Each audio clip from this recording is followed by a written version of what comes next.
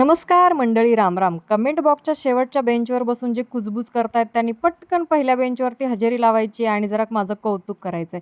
आता कौतुक करण्यासाठी मी काय तीर मारलेले नाही रे बाबा. पण काय आहे, कौतुक केलं, कोणाला काही चांगलं म्हटलं तर थोडं पुण्य लागतं. म्हटलं चला सबस्क्रायबरमधले जे कोणी कुजबूज करतात त्यांना पण थोडं पुण्य लागू देत, म्हणून तुम्ही माझं कौतुक करा.